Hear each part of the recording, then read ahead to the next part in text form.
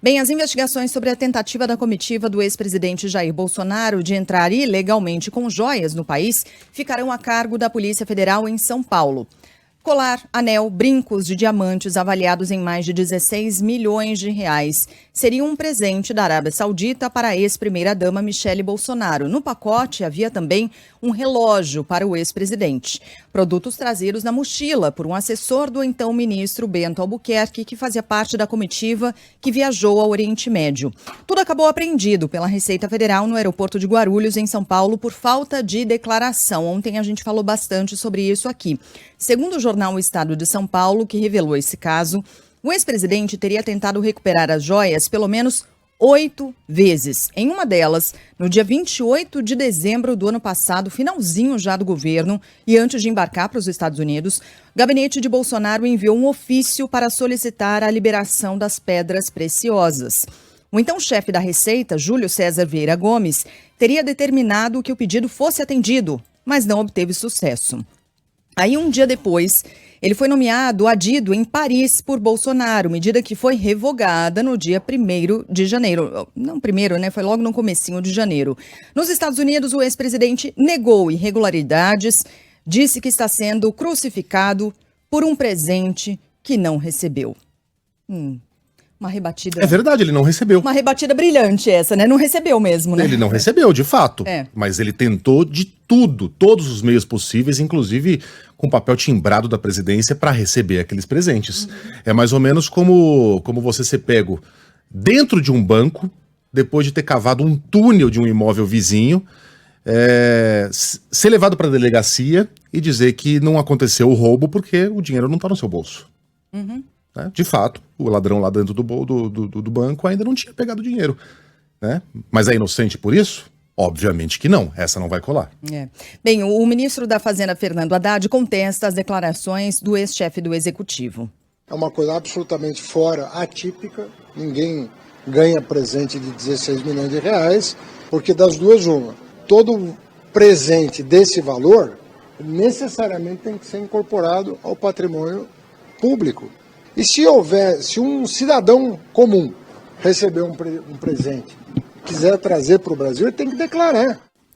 Tem que declarar, pagar imposto, pagar multa. A ex-mulher do Sérgio Cabral, naqueles tempos áureos, entre aspas, ganhava presentes de 16 milhões e meio de reais. Imagina. Ontem a gente lembrava disso, né? 700 mil, 750 mil dava, né? Ali aquilo os presentes, e olha que era de boas joalherias, hein? Era Tiffany's, era coisa de primeira linha. Para padrões brasileiros, mas essa corrupção aqui é surpreendente até para padrões brasileiros. Lembrando que se você quiser jogar dentro das 4 linhas da lei brasileira, do Código Penal e do próprio Código de Conduta Governamental, é muito simples. É a coisa mais fácil do mundo para um governo desamarrar essa questão aqui e levar essa caixa para o lugar onde ela pertence. Fazendo direitinho. Que é o acervo brasileiro. Né? Você preenche ali mesmo, no aeroporto, um documento, né, dando conta de que aquele pacote vai para o acervo de presentes de chefes de Estado, que não pertence a ninguém, mas sim ao Estado brasileiro. E ali você vai encontrar estátuas, vai encontrar garrafas de vinho, vai encontrar muita coisa cara que não pertence a ninguém, pertence a nós. Ou melhor, pertence a todos nós. É facílimo, você não paga nem imposto. O Brasil não precisa pagar imposto. É isento. Pronto, basta assinar esse documento. Não obstante, por algum motivo, o presidente optou por fazer 8 tentativas de liberar essa caixa, não para o acervo brasileiro, mas para ele, né, nos últimos meses. Se fosse para o acervo, teria se utilizado dos meios fácil. Legais possíveis, né? É simples, simplérrimo. Né? Esse caso se torna cada vez mais difícil de ser explicado. E aí tem aquela outra caixa. Tem a caixa masculina, com relógio, com caneta, com não sei mais o quê. Porque até onde a gente sabe, isso mais uma vez segundo a apuração do Estado de São Paulo, essa caixa, ela chegou a ficar em posse do governo federal. Estava lá, nas mãos do governo. Por 13 meses. Por 13 meses. Aí foi devolvida no dia 29 de novembro do ano passado, aparentemente na tentativa da construção de um álibi para a inevitabilidade de esse assunto da Caixa das Joias ganhar luz. No momento em que acontecesse, como aconteceu na semana passada, o presidente e seu entorno teriam a justificativa. Não, mas vejam, eu devolvi essa primeira caixa. Veja como a minha intenção não era ruim, mas por que segurou ela durante 13 meses? Fica claro que ele tentou, e quando percebeu que talvez não conseguisse a caixa de joias, era melhor devolver a caixa masculina. Porque se o bicho pegasse, pelo menos esse álibi ele teria. Agora, cadê essa caixa? Alguém viu? Ninguém viu. O recibo tá lá. Tava ouvindo a coluna do Tio Rei. O recibo tá, mas Sim. a caixa ninguém viu ainda. Mas ninguém viu. E a Não. Receita ontem disse que vai investigar a entrada desse segundo pacote. Onde é que ele tá?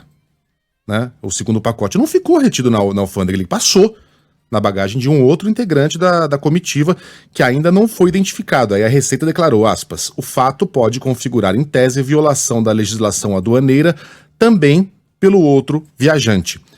E ontem o Ministério Público Federal encaminhou esse pedido aí, sobre o qual falamos agora, para que a Receita encaminhe todas as informações disponíveis sobre a entrada de joias no país. O fisco quer saber se houve alguma irregularidade nos 2 pacotes.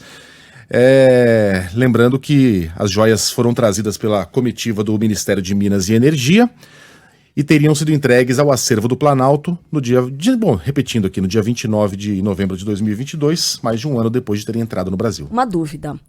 Se esses objetos são passados para a União, aí não tem que pagar imposto, certo? Mas eles entraram com esse viajante. Então, a passagem se deu 13 meses depois. Esse viajante vai ter que pagar pela entrada ou não?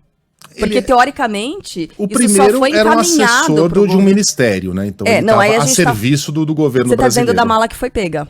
Os dois. A gente não Mas- sabe como é que entrou o segundo pacote. Mas individualmente vai sobrar para ele também, porque ele agiu como uma mula ali. Né? A mula, que é aquela Contrabandista. pessoa, né? Um Contrabandista. Sim. Estivesse ou não a Eita. serviço do governo brasileiro. Era uma mula, era um contrabandista. A coisa vai esquentar para ele também.